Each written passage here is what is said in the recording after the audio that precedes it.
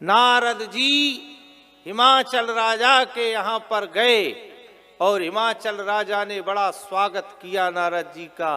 और नारद जी बैठे उस समय राजा हिमाचल ने अपनी पुत्री पार्वती को सामने लाए और पार्वती का हाथ नारद जी के हाथ में दिया। गुरुजी, इसका भाग तो देखो कि इसको पति कैसा मिलेगा, इसका वर कैसा होगा। नारद जी ने की बता दूं? बोले हाँ बता दो। तुम नाराज तो नहीं होगे? नहीं नाराज नहीं, तुम तो बताओ।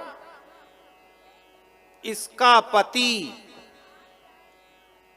नरमुंडों की माला डालने वाला होगा। अब दो ही पति पत्नी बैठे, हिमाचल राजा भी बैठे और उनकी पत्नी भी बैठी। इसके पति के गले में सांप रहेंगे,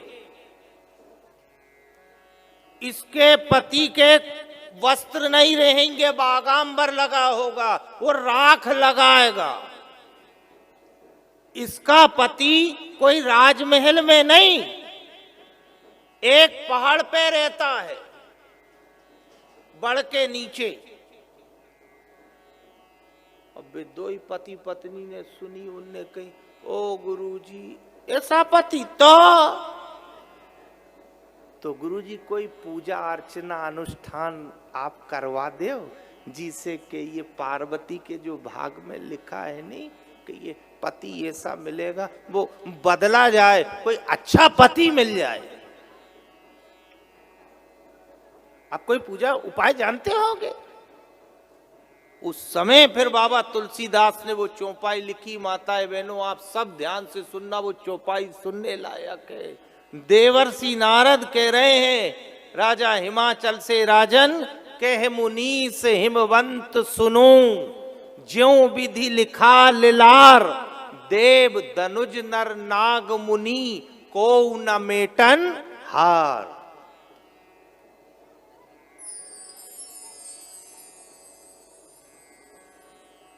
आ गई समझ में? नहीं आ रही? देव देवता, धनुष, राक्षस, नर नाग मुनि को न मेटन हार।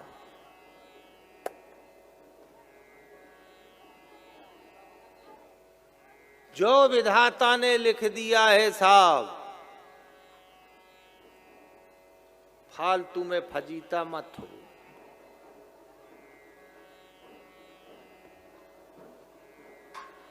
जो हुआ अच्छा हुआ, जो हो रहा अच्छा ही है, जो होगा अच्छा होगा, ये नियम सच्चा ही है।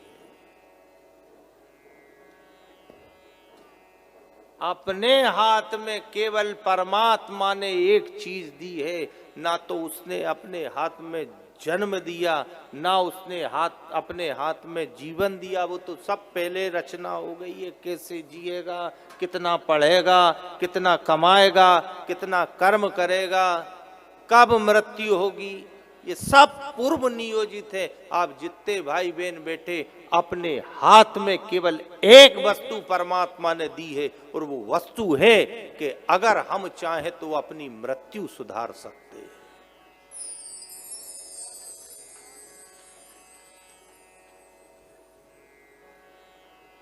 आ गई समझ में? अब तो मामलो गड़बड़ नहीं होएगा कि फिर कोई के पास पहुंच जाओगे, गुरुजी जरा हाथ देखियो।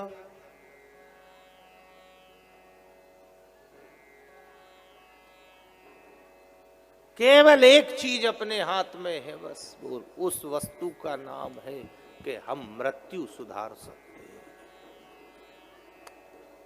बस। अच्छा, जो अपने हाथ में है वो अपन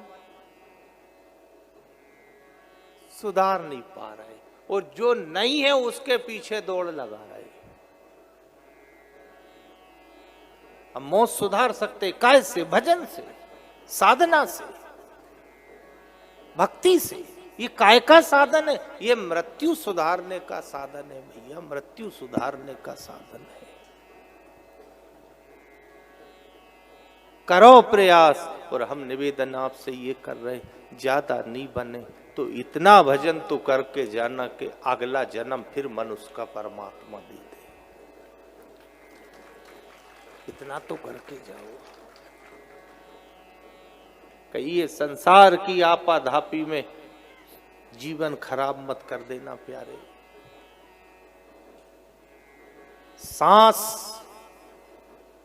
समस्या और ब्याज, ये तीनों निरंतर चलते रहते हैं। क्या क्या? सांस, समस्या और साहूकार का ब्याज, ये निरंतर चलते हैं। जब तक सांस है तब तक समस्या बनी रहेगी साहब। पूर्ण सुखी आज तक दुनिया में कोई नहीं है, चाहे कोई से भी पूछ लो आप। कोई तन दुखी, कोई मन दुखी, कोई धन बिन रहे तो उदास, थोड़े थोड़े सब दुखी वे तो सुखी राम के दास। सबको कुछ ना कुछ खटका लगा है, सबके जीवन में कुछ ना कुछ कमी बनी है, और ये कमी बनी रहने दो। क्यों बनी रहने दो? क्योंकि ये कमी ही परमात्मा से मिलाएगी। आदमी भगवान को दुख में भूलता है कि सुख में? सही सुख आया साहब, भगवान को भूल गया वो। कहां भगवान, कहां कृष्ण, कहां राम? कई लोग हैं साहब जिनको परमात्मा ने बहुत दिया है, वो बड़ी बड़ी बात करें। आप देखना, ये पंडित लोग तो फालतू बात करते हैं, भागवत जी में लोगों को उलझा लिया, और साहब बस इनका काम है साहब इधर उधर की करी, ये अपनी दुकानदारी चला रहे। कई पैसे वाले हमको मिलते और वो ये बोलते साहब, पर गरीब ने आज तक नहीं कही बेचारे ने कि कहां भगवान।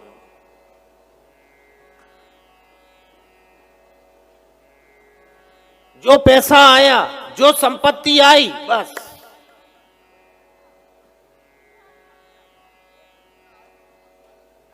आदमी भगवान को भूलने लगता, भगवान के अस्तित्व पर फिर सवाल उठाता। कई नास्तिक लोग ऐसा, और देखना ज्यादातर भगवान के अस्तित्व पर सवाल गरीब आदमी नहीं, मूर्ख आदमी नहीं, भगवान के ऊपर सवाल संपत्ति वाला और अत्यधिक ज्ञान वाला व्यक्ति उठाएगा साहब।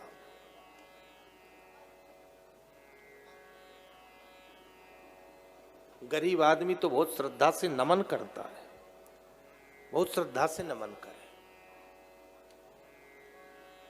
ज्यादा सुख आपसे कहा था महापुरुषों ने लिखा है, अधिक संपत्ति, अधिक सुंदरता और अधिक ज्ञान का अभिमान, ये तीन चीज जीवन में सबसे ज्यादा खतरनाक होती है साहब।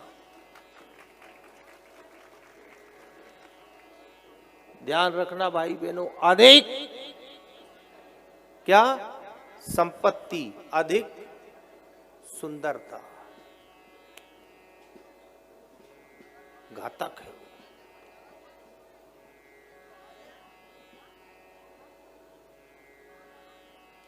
इसलिए निवेदन कर रहे हैं आपसे कि थोड़ा जीवन में परमात्मा से ये कह दिया करो कि ना परमात्मा थोड़ा दुख दे दिया कर। क्यों दे दिया कर? ताकि तेरा भजन करते रहो।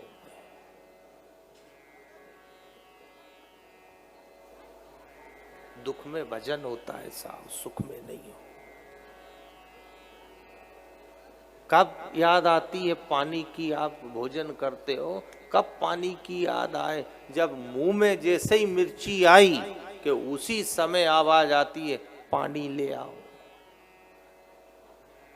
आप इतने भाई बहन बैठे, मिर्ची पानी की याद दिलाए कि मिठाई पानी की याद दिलाए?